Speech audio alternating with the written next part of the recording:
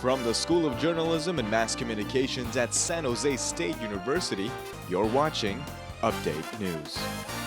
Well, Ryan, our team found success on the road again, didn't they? Oh yeah, they're just exceeding expectations, and they have been all season long. Really exceptional. Spartan football, they did it again last weekend with a road win at Army West Point, a team that beat San Jose last season by 49 points. Here's how it happened. The Spartans are back on the practice field this week, gearing up for their game against Air Force. Still energized, reliving the moments that led to the upset against the Razorbacks. And with just over a minute remaining in the fourth quarter, Dejon Packer, running back for San Jose, he scored the winning touchdown. So I was just trusting the staff and trusting my abilities, and I just knew once I seen that hole, I knew I was going to get in that end zone. I wasn't going to let nobody stop me. Earlier in that quarter, the Razorbacks were able to tie it up after being down 17 points, and San Jose feared the worst. But with a minute 15 to go, Josh Love hands it off to Dejon Packer, bowls his way through the defense and waltzes right into the end zone, giving San Jose State the monumental win out in Fayetteville, Arkansas against the Razorbacks. San Jose State University has closed its diving boards to students and the public on weekdays. The move has some people wondering why. Adam Yoshikawa has the story from the Spartan Recreation and Aquatic Center. As the night went on, the mood became tense and weary among the bystanders. More and more students and residents of 8th Street gathered in front of the caution tape, unable to get to their cars and their homes. Some were parked on 8th Street, and of course many of their homes were blocked off. To get information, some pursued the officers nearby, to no avail, and others would use their cell phones and a police scanner app to find out what the officers on scene were discussing among themselves. Here's an example of what that sounded like. Control 8510, denotating the CAD. The canine announcements were conducted on the east side, Central side, copy them. Some students stayed out there as late as 3 a.m., others were escorted to the library and even the on-campus dorms where they would spend the remainder of the night until 8th Street was reopened. Live on campus, Ryan Carlson, Update News. Well, our club hockey team got their first win of the season last weekend. I'm excited to see where that takes them. After two tough losses against division rival San Diego State the weekend before, the Spartan hockey team returned home versus the USC Trojans. There was some making up to do after San Diego, and on Friday night, the Spartans got off to a slow start, trailing the Trojans 1-0 after the first period. From there, the Spartans turned the tide and will march on to win that game 5-2, with 2 goals coming from Spartan forward Chris Dysart. I thought they were a slower team than us. I think we need to utilize that, especially tomorrow's game. We got to come back faster and get on them again. The Spartans would come back faster and stronger in the following game Saturday night, with hat tricks coming from both Manny Tona and Anthony Carter. It was Tona's first hat trick with San Jose State and Carter's first goals of the season. This is my 4th year, and I've never had a hat trick before. I've had many 2-goal games. So once I got it, I was like, whoa, like, what just happened? So it's a surreal feeling, and I'm very thankful to be a part of this team. The final outcome of Saturday night's contest was a 10-3 Spartan victory, and forward Anthony Carter received the player of the game with his first 3 goals of the season, all coming in consecutive order, which means a natural hat trick. It felt really good. You know, I had my teammates surrounding me, and they were just pushing me the whole time. You know, I had that monkey on my back, like, you know, get that first one, get that first one. They always said, when you get one, it's going to pour. Carter and the Spartans poured it on and got 2 key wins as the fall semester half of the season comes to a close. After winter break, San Jose will face Oregon and Cal as it makes a final push to the Pac-8 playoffs. In San Jose, I'm Ryan Carlson, Update News. There are close to 30 club sports at San Jose State University, and one in particular flies under the radar in terms of popularity on campus.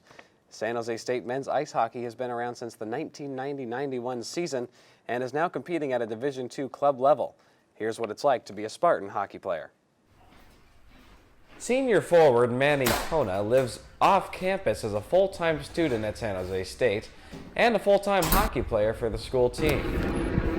First time I stepped in the room, I try to lead by example. I'm not a huge, I'm not going to harp on you about the little things. I'd rather show you what to be done and you follow. So I'm more of a leader in that way than being on your back all the time and not too aggressive when it comes to that. Not too aggressive in terms of leadership off the ice, but when it comes to being on the ice, Manny Tona enjoys the physical aspect of the game and his teammates love him for that. Manny's one of my favorite people on and off the ice. He's an absolute beast. His work ethic is unbelievable.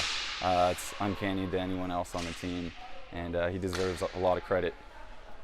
This will be Manny's last season with Spartan hockey, so we asked his head coach Mike Janda what his last season of college hockey was like, and he remembers it quite well. It goes fast. 4 years in college goes really fast. So last year I just tried to have fun. I tried to contribute as much as I can, and I played a role that I was comfortable with and tried to help the team win. So hopefully Manny can step into that role, enjoy the moment, because it's going to be gone before he knows it. Gone before he knows it.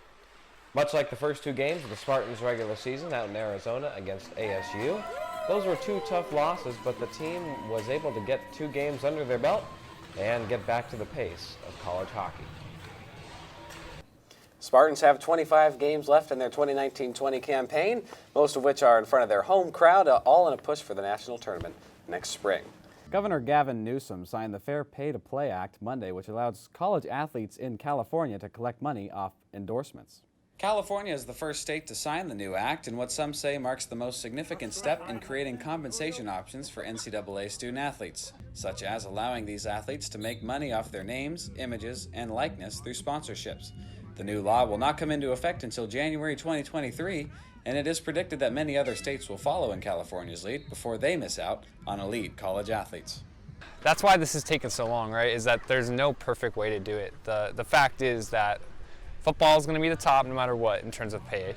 Then follow close behind will be men's basketball, and then after that is going to be a huge drop-off. In a statement, the NCAA said, as more states consider their own specific legislation, different laws from different states will make unattainable the goal of providing a fair and level playing field for 1,100 campuses. While the NCAA considers the next steps in California, the new act is sparking debate among students here at San Jose State. My initial reaction was positive. I think college athletes are very hard workers and they have a lot on their plate and a lot of responsibilities. The NCAA is threatening to ban California schools from competing in playoff or national championship games.